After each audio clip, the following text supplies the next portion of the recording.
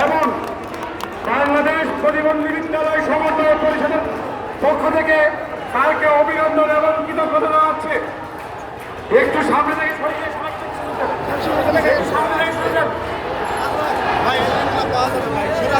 শিক্ষকবৃন্দ আমাদের মাঝে উপস্থিত হয়েছেন জনাব আব্দুল সত্তার দুলাল স্যার।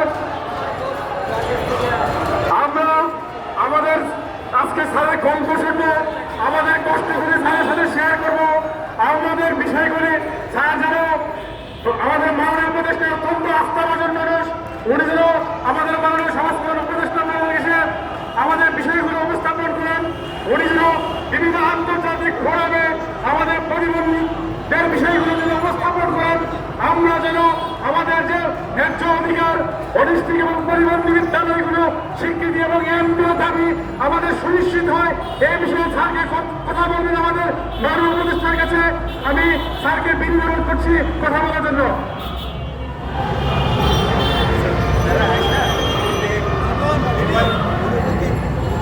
আমি এই মুহূর্তে প্রথমে অনুমতি প্রকাশ করার জন্য আহ্বান করছি আসাদুজ্জামান আসাদ ভাইকে। আপনাকে দিয়ে শুরু হোক। দূরে থাকো। ধন্যবাদ ইলিয়াস ভাইকে। আজ আমরা পঞ্চম দিনের কর্মসূচি অবস্থানরত শিক্ষক কর্মচারী যারা বাংলাদেশের বিভিন্ন উপজেলা জেলা এবং ইউনিয়ন পর্যায় থেকে এসেছেন, যাদের অত্যন্ত অক্লান্ত পরিশ্রমের মাধ্যমে আমরা এই প্রতিষ্ঠানগুলো পরিচালনা করে থাকি।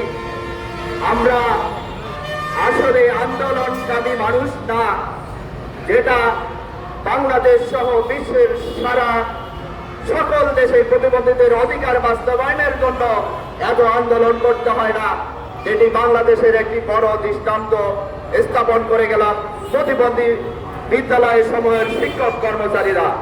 আমরা উন্নয়ন বিশ্বে দেখেছিলাম একজন ব্যক্তির অধিকার যদি নিয়ে দাঁড়ায় কেউ, তাৎক্ষণিক তাকে নিয়ে যায় প্রশাসন বা বিভিন্ন কর্মকর্তা বা ওই দপ্তরে জিজ্ঞাসাবাদ করে তোমার কি প্রয়োজন, তোমার কতটুকু চাওয়া পাওয়া। যদি সেটি যৌক্তিক চাওয়া হয়ে থাকে সেটি দূরত্ব বাস্তবায়ন হয়। আমরা দুঃখের সাথে জানাতে চাই আমরা পঞ্চম দিনের কর্মসূচির মধ্যে এখন পর্যন্ত কোনো মন্ত্রণালয়ের কোনো কর্তৃপক্ষ আমাদের সামনে আসে নেই। এটি একটি সভ্য দেশের কাম্য হতে পারে না। আমরা অতি শীঘ্রই সমাজ কল্যাণ উপদেষ্টা এবং মাননীয় প্রধান উপদেষ্টার পক্ষ থেকে যথা শীঘ্রই আমাদের এই মাঠ থেকে তুলে নেবেন। আমাদের এমপিও স্বীকৃতির ঘোষণা দিয়ে আমরা যেন বাড়িতে গিয়ে আমার প্রাণের শিক্ষা প্রতিষ্ঠান যাদের নিয়ে আমরা কাজ করে থাকি সেই প্রাণ প্রিয় সোনামণি শিশুরা যারা সুবিধা বঞ্চিত প্রতিবন্ধী ব্যক্তি তাদের নিয়ে কাজ করতে পারি। আমরা এটারই জন্য এই আন্দোলনে আজ পঞ্চম দিনে অতিবাহিত করতেছি।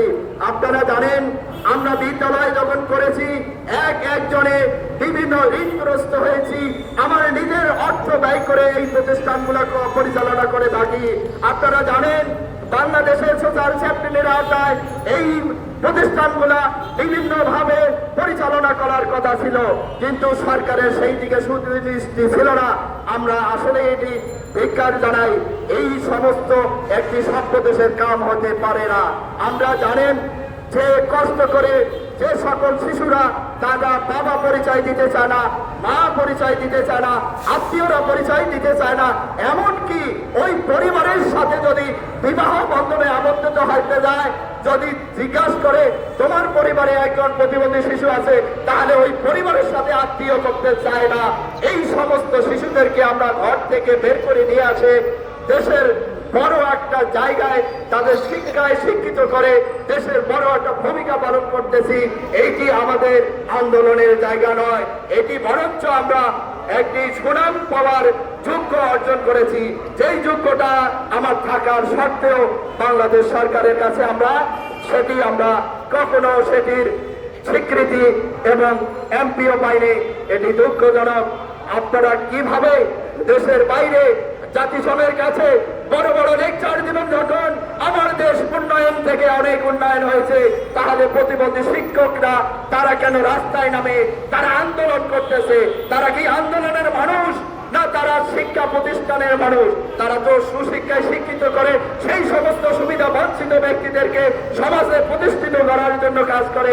তারা কেন এই প্রেস ক্লাব চত্বরে? আপনাদেরকে জানাতে চাই, আমার ইতিপূর্বে প্রায় 7 জন শিক্ষক কর্মচারী হাসপাতালে অবস্থান করতেছে। এখানে ডেঙ্গুর প্রকোপে বাংলাদেশের মধ্যে সবচেয়ে ঢাকা শহর একটি বিষাক্ত ভূমি হিসাবে পরিচিত, যেটি বিভিন্ন আমরা ইয়াতে পেয়েছিলাম যে এই দেশ বিশ্বের মধ্যে 10তম বিপদগামীর মধ্যে একটি দেশ। সেই জায়গায় এসে গ্রামগঞ্জের মানুষ, আমরা এই গন্ধটাই তো আমাদের জন্য ক্ষতিকারক। আজকে আমরা হাসপাতালে অবস্থান করি, এইটাই আসলে এই একটি সভ্য দেশের জন্য আমার কাম ছিল না।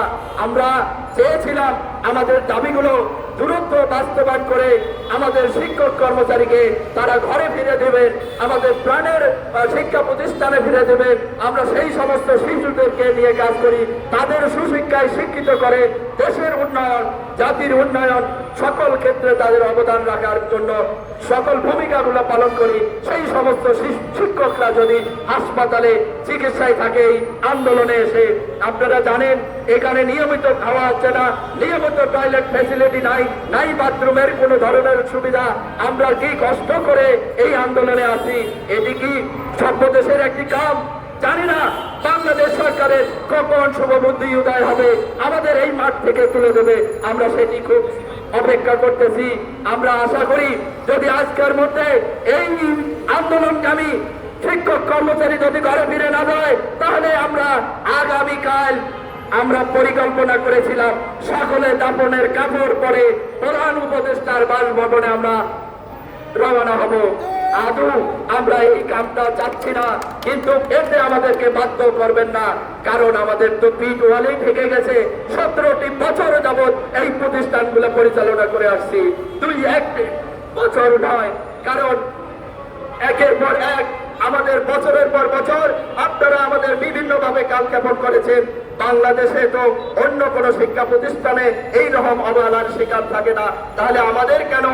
আপনারা একভূত শিক্ষার নামে কোটি কোটি টাকা তো বিভিন্ন শিক্ষা প্রতিষ্ঠানে লস করেছেন, কেন তাহলে যাদের নিয়ে শিক্ষা দেওয়া হয়, যাদের একভূত শিক্ষার কোনো পরিবেশ নাই, যে প্রতিষ্ঠানে প্রতিবন্ধী শিশুদের পরিবেশগত শিক্ষার ব্যবস্থা আছে, যে প্রতিষ্ঠানে প্রতিবন্ধী ব্যক্তিদের আপনার বিভিন্ন ইনস্ট্রুমেন্ট এবং যন্ত্রপাতি প্রতিবন্ধী বান্ধব শিক্ষার সরঞ্জাম দিয়া সেই শিক্ষা শিশুদেরকে শিক্ষা দিয়ে থাকি, কিন্তু এটাকে আপনার নজরে পড়ে না।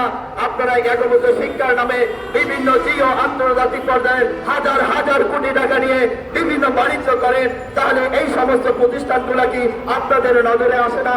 আপনারা একটা প্রতিষ্ঠান, অনেক প্রতিষ্ঠান ভিজিট হয়েছে, আপনারা দেখেছিলেন যে সেখানে প্রতিবন্ধীদের কত পরিবেশ বান্ধব একটি প্রতিষ্ঠান রয়েছিল, তাহলে সেই প্রতিষ্ঠানগুলো এই পরিদর্শনের করার পরেও এখন পর্যন্ত কেন কালক্ষেপণ করা হচ্ছে? এটি নিশ্চয়ই কোনো স্বৈরাচারের দোষরেরা এর পিছের হাত আছে, যার কারণে আমাদেরকে এখন পর্যন্ত ঘোরাচ্ছেন। কারণ এই স্বৈরাচারের দোষরেরা আজকে 17 বছর যাবত প্রতিবন্ধী বান্ধব সরকারের নামে প্রতিবন্ধীদের অবহেলা করে হাজার হাজার কোটি টাকা নিয়ে বিভিন্ন দেশে বিভিন্ন আন্তর্জাতিক পর্যায়ে তাদের বিলাসবহুল বাড়িঘর তৈরি করেছে। তাদের তো বাংলাদেশের নজর পড়ে না, তাদের নজর পড়ে সিঙ্গাপুরে, তাদের নজর পড়ে বিভিন্ন বিলাসবহুল দেশে, কিন্তু বাংলাদেশের সুবিধা বঞ্চিত মানুষের কথা কখনো চিন্তা করে না। বাংলাদেশের একটি আইন রয়েছে প্রতিবন্ধী ব্যক্তির সুরক্ষা অধিকার আইন 2013, আদৌ এই আইনের কোনো তোয়াক্কা করে না, আইনের পাতায় আইন থেকে যাচ্ছে। প্রতিবন্ধী ব্যক্তিদের অধিকার সুরক্ষা আইনের শিক্ষা নীতিমালা 2009 করা হয়েছে, যে 9-এর আইন অনুসারে আজ পর্যন্ত এই প্রতিষ্ঠানগুলোকে কোনো কার্যকর ভূমিকা দেখা যায় নাই।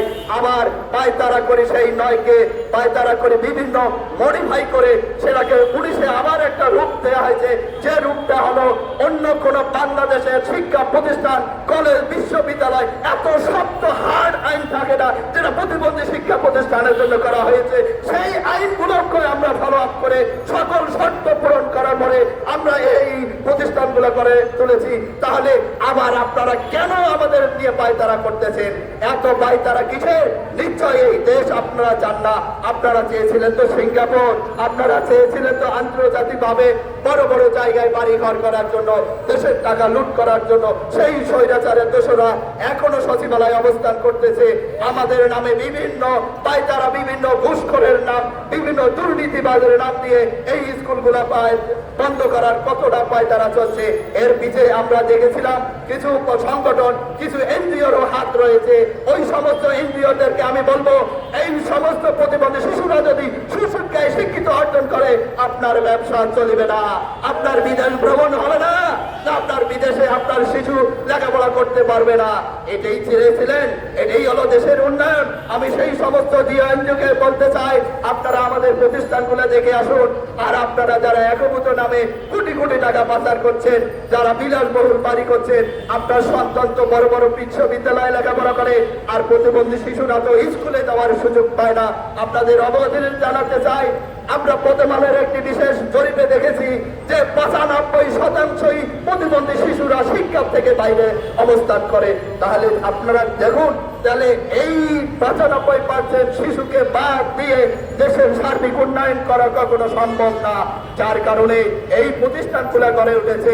আমি নিজেই একজন প্রতিবন্ধী ব্যক্তি হিসেবে বলতে চাই, আমার যে শিক্ষার অধিকার ছিল, আমার পরিবার থেকে সেটা আমাকে কখনো গ্রহণ করা হয় নাই। আমার নিজের ইচ্ছায়, নিজের মানে অনুভূতির জায়গা থেকে আমি যতটুকু দেখেছি, আমার স্বপ্ন ছিল আমি যদি কখনো বড় হই, সেটি হবে প্রতিবন্ধী মানুষের অধিকার আদায়ের জন্য রাজপথে থেকেই সারাটা জীবন তাদের জন্য সময় দিব।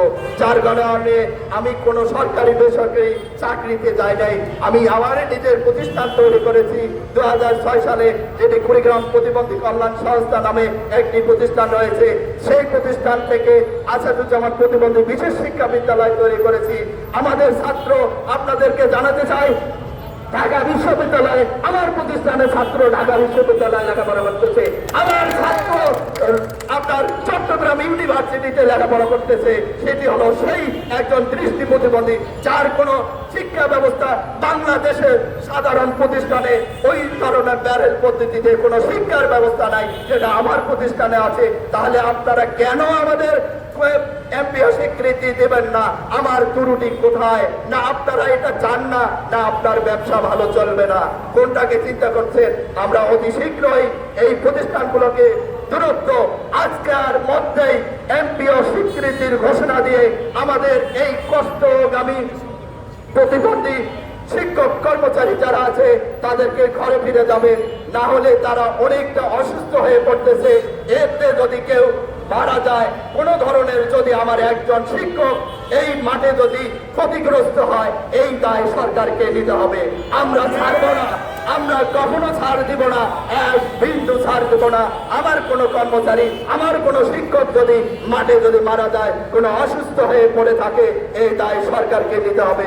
তাই আমরা আর আপনাদের কোনো কালক্ষেপণ দেখতে চাই না, আপনার আর কোনো তালবাহানা শুনতে চাই না, আপনার আর কোনো পরিকল্পনা আমরা শুনতে চাই না, আপনার আর কোনো স্বৈরাচারের দোষরদের প্রতারণা শিকারে আমরা থাকতে চাই না। আমরা চাই অতি শীঘ্রই আজকের মধ্যেই আমরা যেন এমপিও স্বীকৃতির ঘোষণা দিয়ে আমাদের শিক্ষক কর্মচারীদেরকে আপনারা বাড়ি ফিরিয়ে দেবেন। তারা যেন দেশের সার্বিক উন্নয়নে যে সমস্ত প্রতিবন্ধী ব্যক্তিদের শিক্ষার পথ প্রশস্ত করার জন্য কাজ করে, সেই জায়গায় যেন কাজ করে। আমরা সরকারকে সহযোগিতা করতে চাই।